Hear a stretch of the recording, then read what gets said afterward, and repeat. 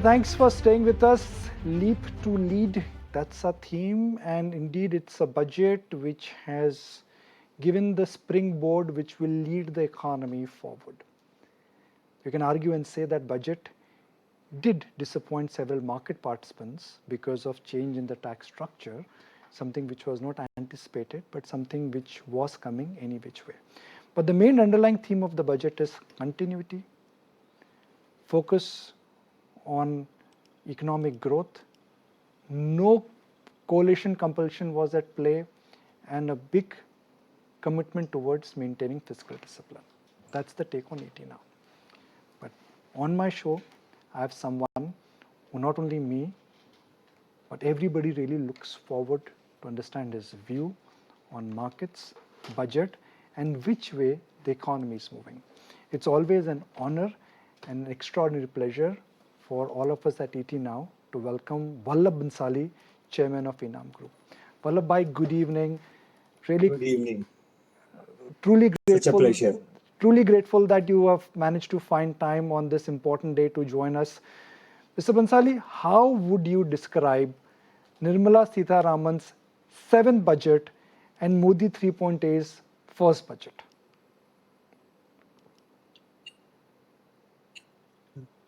In the context of going from an absolute majority government to a coalition government, on the one hand.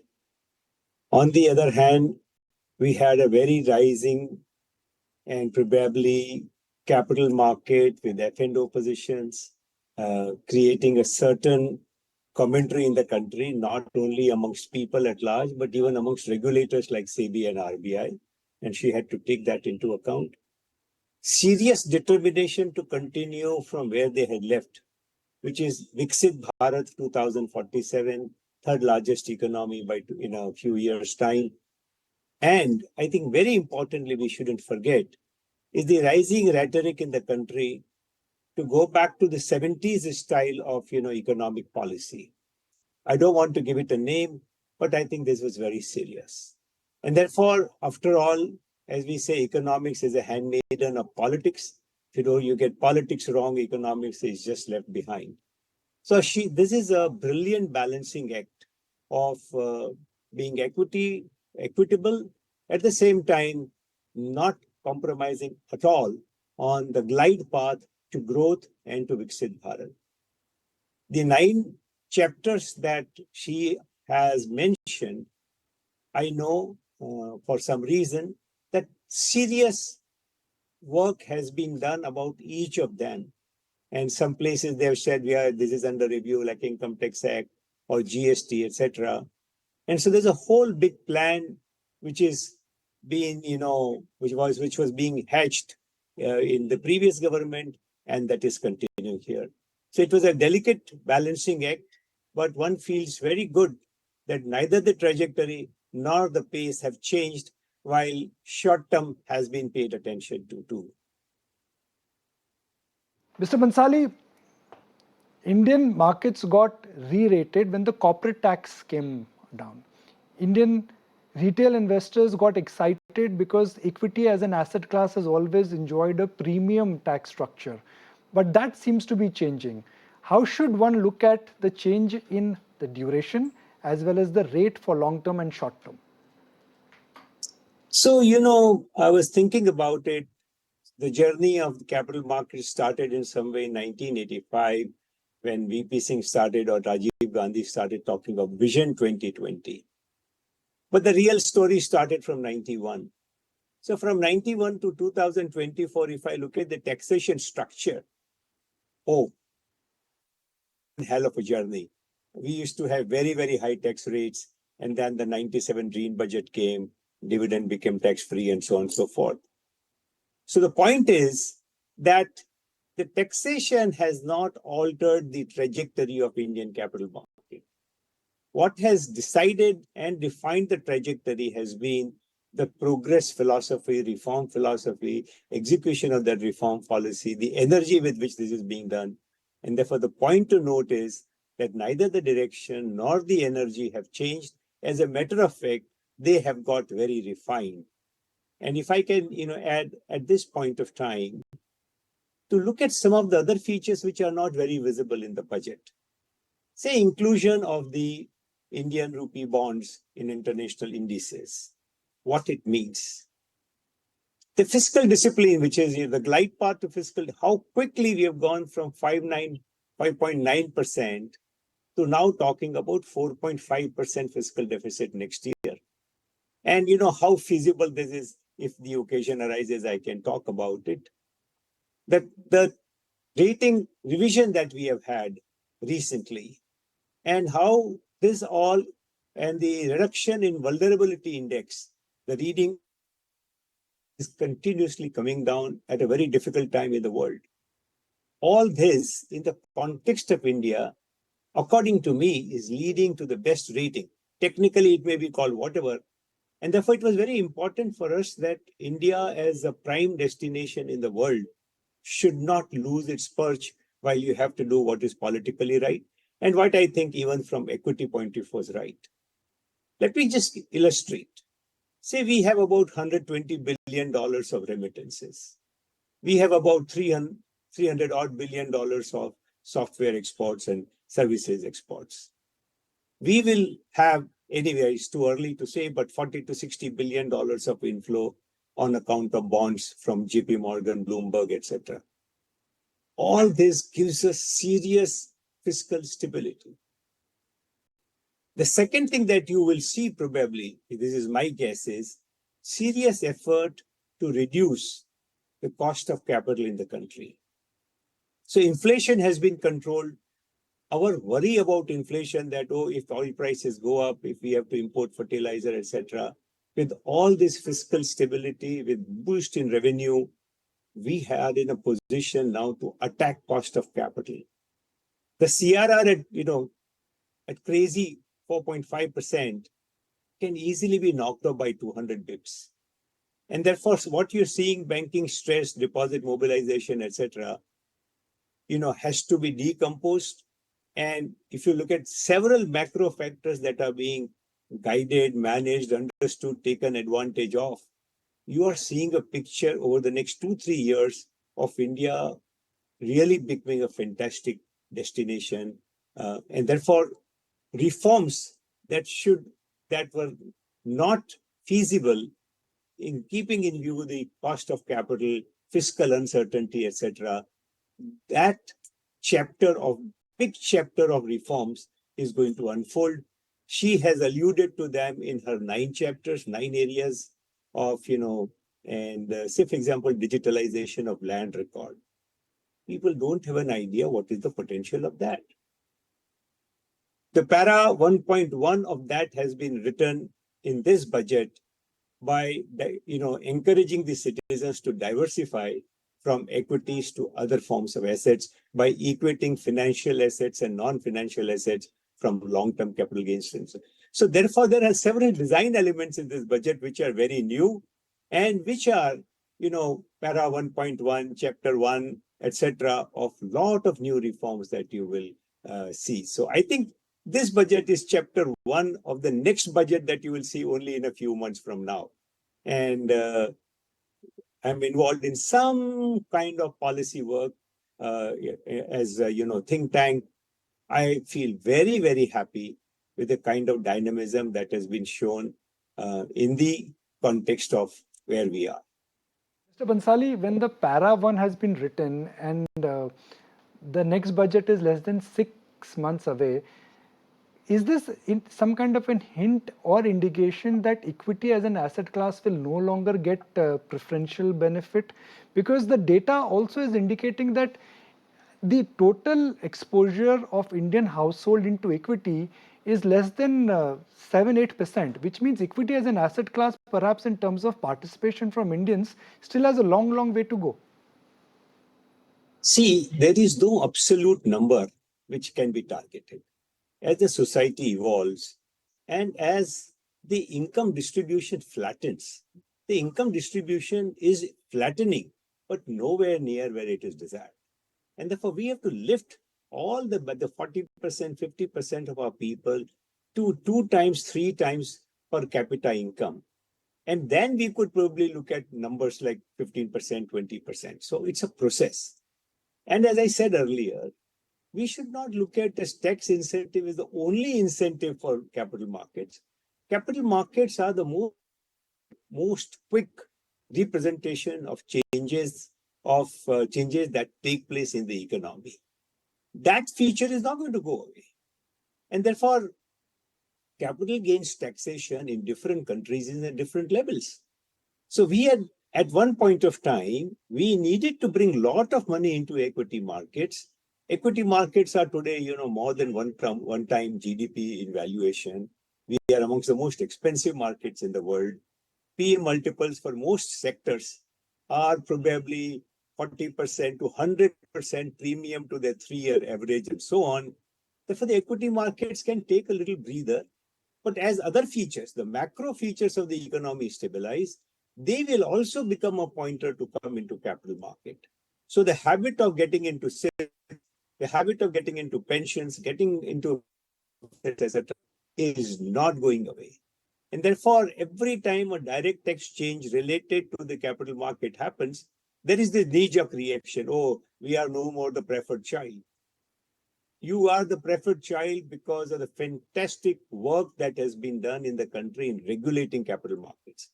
Between SEBI and between other bodies, we are a fantastic market, well-functioning, and then the whole macro structure for our capital market. SEBI is talking of further reforms on IPOs, etc. So you'll take a breather. Primarily, you would agree with me that the levels at which our market was trading, they were due for a correction and a pause. We at the most get a pause, but the trajectory, as I said, I've looked at much, much higher taxation on capital gains and things like that. We have moved on. Even within this, if you see the sensitivity, so the buyback provision, people are still trying to figure out, but they have moved towards an equitable position. That company taxing buyback was just not correct. Now they have moved it to the hands of the recipient. And therefore, while all this was being done, there is sensitivity to how this should be done. I think today where we are, in a country where a lot of people are still not at very respectable levels of per capita income, paying 15% tax is not a very high rate. If those who would have money and have capital do not want to participate, they want to remain privileged all the time, I don't think that's fair. And it is not going to make any major difference to the flows in the market on a medium to long-term basis. I have zero worries. I'm very happy having to pay a little more tax on the gains. Mr. Bhansali, the second part of your answer was that the blueprint for the next stage of reforms are getting ready. And I would like to remind our viewers that in 2021, Mr. Bhansali, when he graced the channel, he said the following, that India has 3 balance sheets: retail, rock solid; corporate, which is getting solid; and government, which has been stronger than ever. And then we've seen a huge recovery in earnings, and India's moment has arrived. So based on what you shared with us in 2021 in terms of an insight, what is the next insight you would like to share with our viewers in terms of what would be the next sector or next set of reforms? Well, you couldn't have set up the question better. The next is that if India today is the 3rd largest economy, practical purpose, it happens in a few years. On a PPP basis, we're already there. What next for us? There is this whole larger macro reality that as the Western world and China want to prevent each other's entry into their markets, both of them are going to look for a large market to capture. That market is India. Now, we have a threat of being colonized either by the West once again, or by the East, or by China. And what are we doing about it? That can happen only if we take bets for the next 10 years, 15 years, 20 years. It's not going to happen easily. Say, for example, take a state like Andhra Pradesh. Chandrababu Naidu, more than 20 years ago, visualized that, oh, why Hyderabad can't be better than Bangalore as a IT hub? He visualized a next airport, highways, there's an electronic park, metro, It was unthinkable at that point of time. But over the next 5-7 years, the state got huge benefits. Today, we have to think of research and development, of productization. Today, they have talked about that private sector innovation using 1 lakh crore fund of government funds. The finance minister didn't talk about too much about it because I think they are still working out the fine print. But they did talk of that, okay, we have to be a research-led, prototype-led. We need a lot of ecosystems to get better at creating our own manufacturing supply chains. Otherwise, we'll become a colony of China and the West. This is the foundation that is being laid for a Viksit Bharat by 2047. And for which cost of capital has to come down, private sector and public sector partnership has to happen, public resources for private-led research, production. So the PIL chapter number 2, chapter number 3 have to be written. And in this budget, combination of digitalization, combination of government funds, identification of those who can work with the government. Today they talked about agri-research. So slowly we are moving towards a research, technology-led and taking advantage of digitalization. They talked about digitalization of agri, they talked about digitalization of land, they talked about Aadhaar. Now, just think about it. How DMAT and then later Aadhaar and Aadhaar related KYC changed the future of our telecom, of our mutual funds, etc. If the land in 3, 4, 5, 6 years can also be converted into an asset of that kind, then its transfer becomes very easy. Then you will unlock unfathomable amount of wealth of this country, which will become available to people for taking credit, etc. So I think it's a picture that most people can't even conceive of. So I think it's a very futuristic budget. And therefore, from that point of view, it's a very well thought out. So some of this headline thing that we are seeing, oh, capital gains tax has gone up, or buyback will be taxed in a certain manner, etc. Those are very small decimal points in the journey that I see over the next 4 or 5 years. So as you rightly said, that we use those 3 balance sheets. Now we are using very strong macro position of the country to bring down the cost of capital, to increase the flows in the country, and utilize government taxes in a much, much better manner. Last point, conservatism in the making of financial budgets, which led to this strong government balance sheet, is continuing unabated. Every year, the growth estimate is lower than realistic. So, for example, 10.5% growth, right?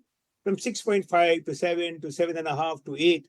If you look at all the global bodies, they are revising India's growth rate. Coming on a high base, whether we will grow it, a serious rate this year, I have no doubt.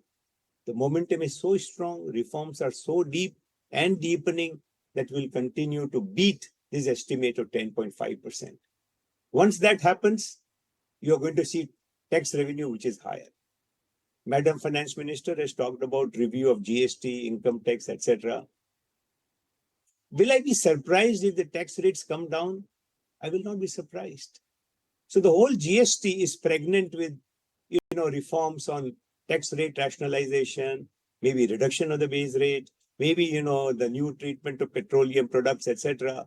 Oh my God, we have so many levers still left. And therefore, a strong government will be able to create term lending institutions. Today, they talked about, bringing private sector infrastructure. Now, that is because now, the way highways, etc. have been built, how the worries about government money on road, etc., they are a thing of the past. Today, banks and private companies are very comfortable that our money from the government will come and will come in time. How to take advantage of that? So I think this budget has taken, is trying to take advantage of a lot of things that have got built. Therefore, you should look at the benefits of this that will accrue over the next 3, 5, 10 years. not take the liberty of extending our appointment, but just one last follow-up question, something which in a sense everybody is trying to understand and we perhaps would seek your guidance. There have been two events which have not been so much so which one would say markets were prepared for. First, the election verdict, markets were prepared for a complete majority, that did not go through. Second, today, changes in the tax structure which frankly markets were not prepared for in this budget. But markets are exhibiting resilience. Bad news has been ignored, declines have been bought, and the comeback in the market has been powerful. Is that maturity of the market, or this is complacency in liquidity which is at play? Not at all. I think it's very difficult to say what has gone into the market. But clearly, I think the markets have been maturing, that we have seen again and again that the retail investors' mutual fund behavior has been very, very mature and solid. And therefore, it could be that. But there is no reason. See, if I make profit and I pay a little tax or a little more tax, makes no difference. Making profit is not easy. As long as the profit-making potential of our assets, of our country, of our companies is only being enhanced, whether you pay small fraction or a slightly bigger fraction makes no difference. अरे भाई कमा के tax भर रहे हो ना? That is the fundamental thing. And I think the market is mature enough to recognize that. And in the context of our social milieu, how much money people have made in the market. And today, when you will see this land and gold and other things being brought in, I think what is the message? Message is that diversify now, which is a good thing. And we will need lower land prices as the land becomes more liquid. That is the biggest component of real estate. So this freeing of land, and as I talked about digitalization of land title, etc., which will happen over a period of time, I think you will see lower real estate prices and therefore bigger boom in the economy. I think there are a lot of experts who know India well, and therefore I'm not surprised with this. But market could take a breather, but so what? We have had a run for a very long period of time. So even if it did, I think it's no worry. Ali, once again, really appreciate your time. Thank you for outlining your thoughts, and thank you in such a wonderful manner the way you've summarized this year's budget, what it means for us, what it means for India, and what it means for the economy. Thank you very much for the opportunity. Well, let's